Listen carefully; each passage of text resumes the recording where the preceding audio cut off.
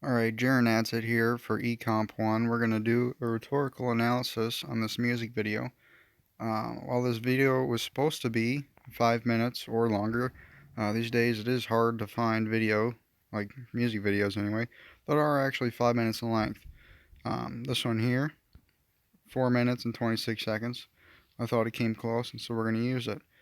For what we're doing, it's going to be Eric Church, Desperate Man. I've only seen this video a couple times. I've listened to the song like once. Obviously a few times, but not many. So here we go. First off, we're going to look at the picture. I'm looking at him, kind of scruffy. I mean, decently clean shaved, and he's got some type of aviators on.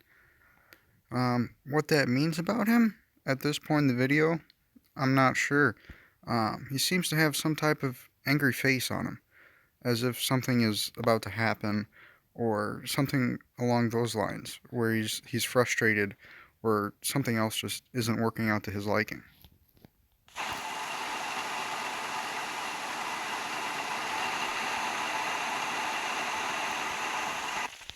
Now here we can see he was just tapping on his windows very fast, and he was grabbing his steering wheel and tapping on that too. But even though that shows a little bit of frustration and anger, what I would like to point out is that there's no license plate on this car. Now, either it's stolen or maybe he was lazy and couldn't put it on. But obviously, too, it's not a very nice car. I mean, it's a decent car for how old it is, but it's definitely not very something like, it's not suspicious looking at all. It's an old grocery getter. All right, there's nothing to really like about this car besides it's old. Um, Maybe he's had it a while. Maybe it was a family car. Maybe he bought it for really cheap, just for some purpose. Um, at this point, we don't know, but what we do know is that there's no license plate, and that's very curious.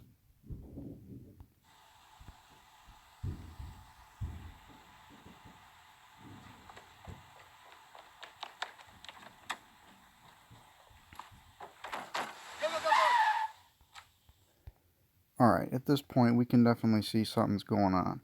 Two masked guys jump into his car, and he takes off with a squealing tire. Alright, they just obviously robbed somebody. Now, we don't know what they stole, but we did see that brown bag. And he did tap on it like he was feeling for something. So, looking at the background here, I'm not sure if this is, obviously I don't think it's a bank.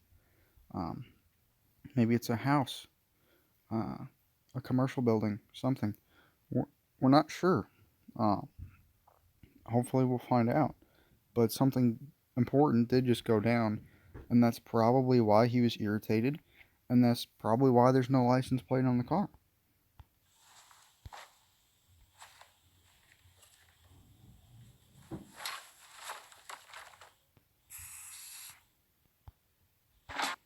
Alright, what I'd like to point out here uh, is he was dumping money into some floor piece. It looked like there was carpet or something. His house, somebody else's house, something. And then it goes to this caption here. It says "Desperate Man." Obviously, the title of the video. Um, he spray painted it, or somebody spray painted it, as if it was a cover up, for say, like I don't know what you'd call it necessarily. Not really an analogy, but symbolism of that. Uh, and it might correlate back to the video. It might not. Maybe it's just the designer choosing. Um, but like I said here, we're obviously going to find that out by the end of the video, we hope.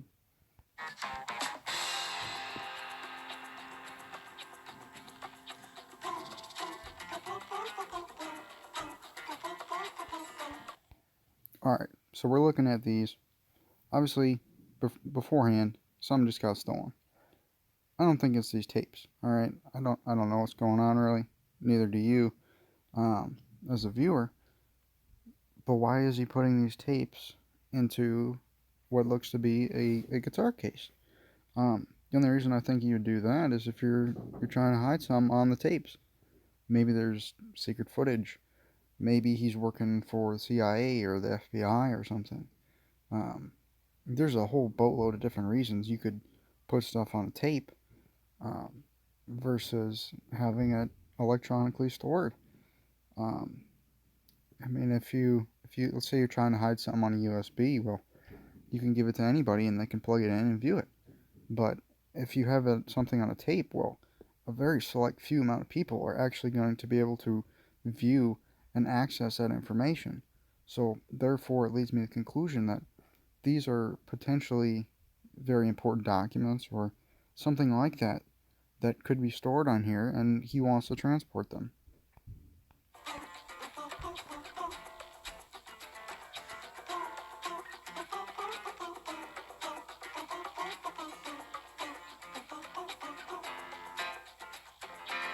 I've seen the just retreat.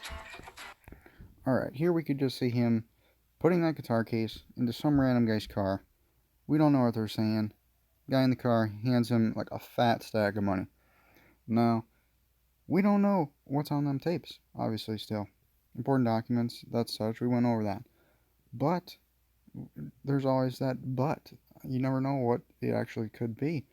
Um, maybe it's drugs hidden inside of a fake screen. Like maybe those tapes are false. Maybe it's just a couple rolls around the outside, and on the inside of the tape roll is a bunch of drugs, and he's buying it to smuggle it somewhere.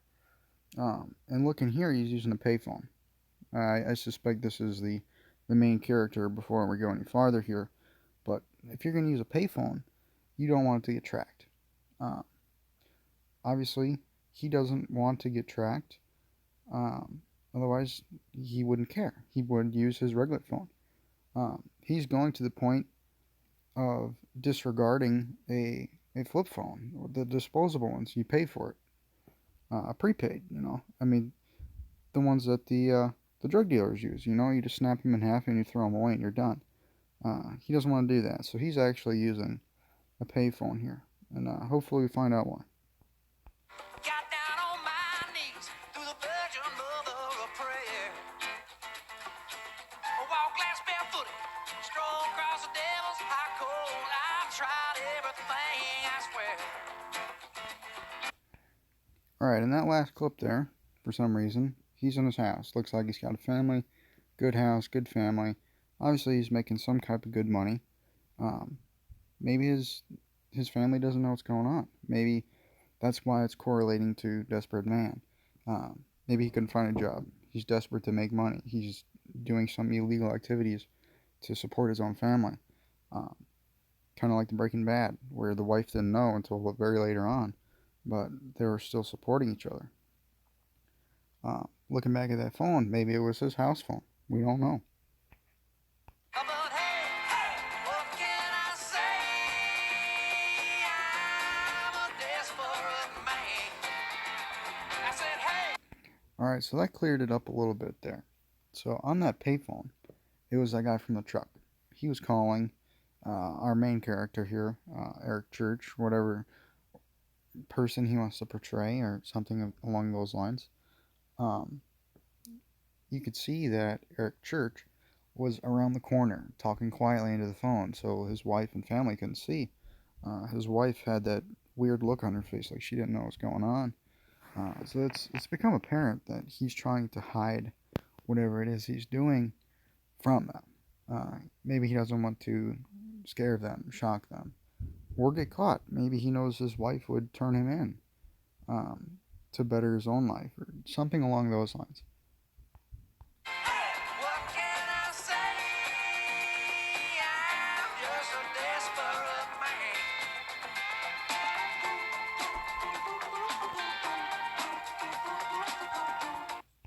All right, at this point, you think, what in the heck is going on? All right, you see this big fat dude. Looks like he's out of the 70s. He's got that ruffled hair, and he's got the John Lennon sunglasses going with the blue tint. It matches his jacket and his pants perfectly. It's a little weird, all right? Not gonna lie. I wouldn't be expecting a dude like that to walk into my house.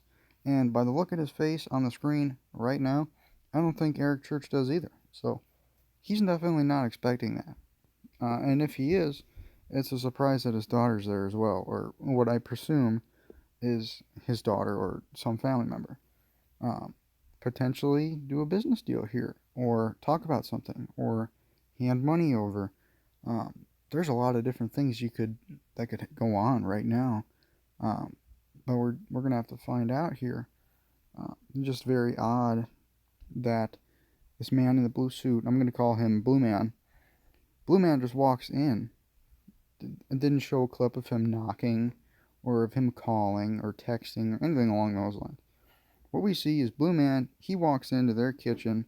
Only people there is him, some girl, and Blue Man. All right, that's it. And it's very confusing of how this part right here is correlating to the plot.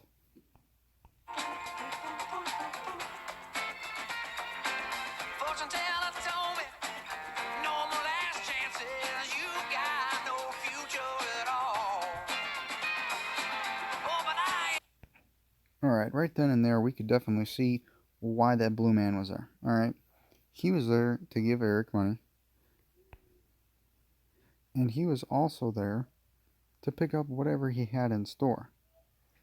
Um, Whatever it was, we don't know. It was in a clear bag, and it was a very weird time to do that business deal. Um, Anything along those lines is what I think is going on, and what I think you viewers also think is going on. It is just some weird deal. It wasn't weed. It wasn't green. Um, I mean, I'm not a drug professional here, but it wasn't blue from watching Breaking Bad, so it definitely isn't like some crystal meth or anything like that. It was a black substance, like little greens, in a plastic bag. Very weird to see. Uh, I'm not sure what drug that could be or anything along those lines, but definitely very interesting. ain't listening. The black-hearted gypsy, nail a crucifix to a bedroom wall. Then, hey, what can I say? I'm a desperate man. All right, so Blue Man here, he's definitely got a boatload of money, and that's probably why he's dressed as a Blue Man. All right, he's got the John Lennon glasses, and he's killing it. But he was looking at that barrel in that truck. I mean, it looked to be, I don't know, a dozen barrels. Um, but what's in the barrels? That's the key question. We don't know. They're black grains of powder. Um, like I said before, drugs maybe. I'm not sure what drug it would be though. Another thought I was having would be gunpowder. But if you think about it as gunpowder, um, I don't think you would. I don't think you'd sell it in bunches and little bags. I mean, it's pretty readily available. You can get it at any local gun store you got. I mean, 2, 3F, 4F black powder, they sell by the jugs. But enough into that. So that's why I'm thinking it's not that. It's not going to be some kind of gunpowder or anything firearm related because it is in those big jugs. In what, in my opinion, are black painted blue water jugs underneath. Um, Not sure why they'd be in there. I said, hey, what can I say? I'm just a desperate man.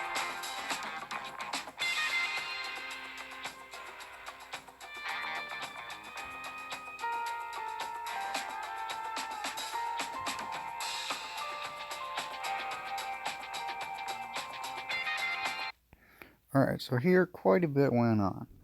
We can see that somehow the truck went to a facility. Facility is manufacturing um, something, some type of round disc, a record maybe, um, something along those lines, a musical device. Maybe it is actually still a drug and they're marketing the product in record form so that it's not detectable by police. Maybe that's the reason why that police officer had his little telescope. I'm gonna call that guy Spyglass. Spyglass over there. He had a very discerning look on his face. He definitely knew what was going on. Maybe he didn't know everything that was going on, but he knew something was going on enough that he had to watch. Otherwise, he probably wouldn't have been in that unmarked car sitting along the road there. Uh, very interesting. And then towards the end of this small clip here, they're painting someone. It's that picture of Eric Church with blue writing, same title as this music video, "Desperate Man." Uh, if you want to relate this to him as an actual person in real life, um, maybe he did something in his past or anything at all that was somewhat illegal or in the drug trade or anything like that. Now, I don't know much about this guy. I don't know where he came from. I don't know where he was raised. None of that. I'm just throwing ideas out there. But maybe that's why they're having this in this music video, um, to show that his success came from previous things that obviously weren't the greatest. Uh, you know, it's very hard to tell and relate this back to the uh, the author, and well, I presume it's the author, um, or singer for himself. There's just not enough here to go off of yet.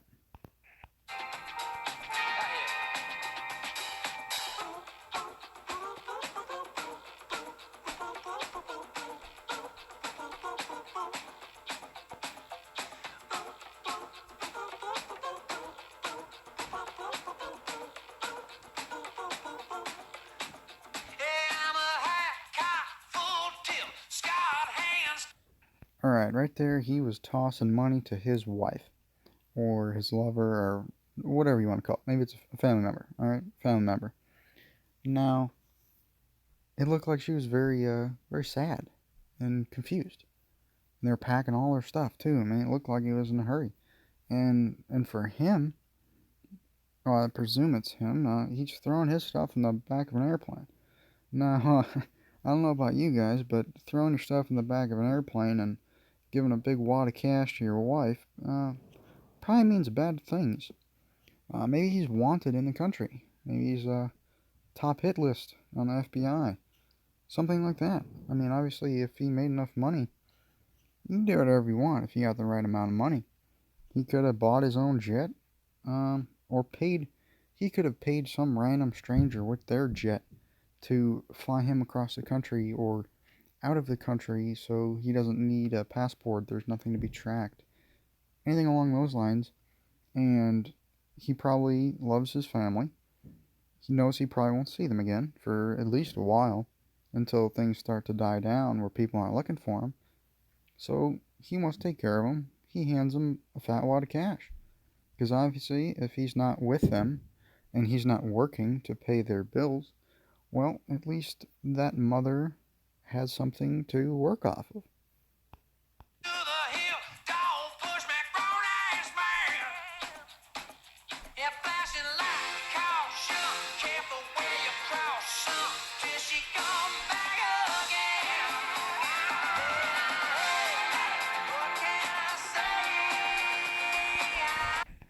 Alright, now I don't know who EMI is, but it's probably not good. Looks like they're about to be storming his house, but by this time it looks like Eric Church is already on his airplane, and his wife is driving away in the old beater.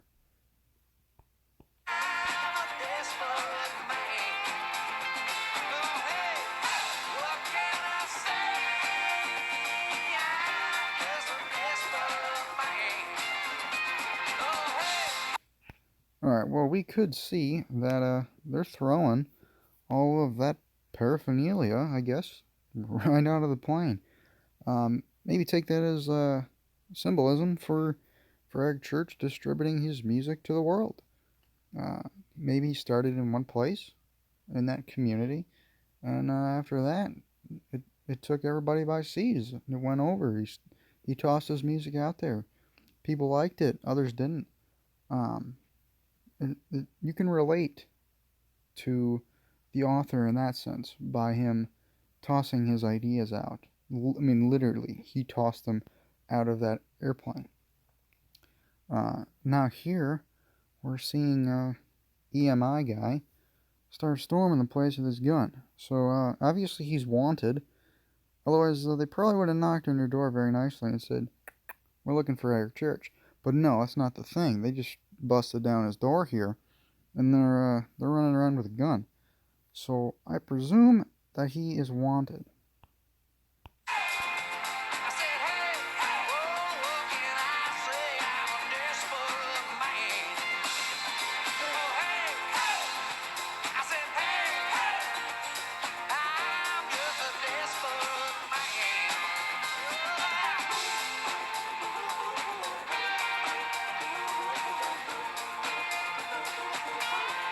Grown ass man.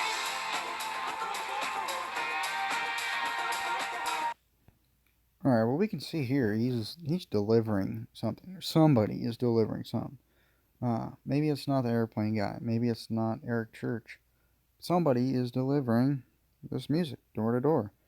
It's a very broad means of distribution. Um, for groups of people to find these boxes and fields and go doorstep to doorstep delivering these. It's quite extensive. Eric Church there, I mean, it looked like he was sitting in his garage instead of being on his airplane. It's like he's waiting for something to happen. He's waiting for the EMI guy to storm in and catch him. Uh, he knows by this point in time he's probably going to be caught, um, or bad things are coming of it. But he wants to get his message across, or whatever kind of personality he's trying to portray in this music video. Something along those lines.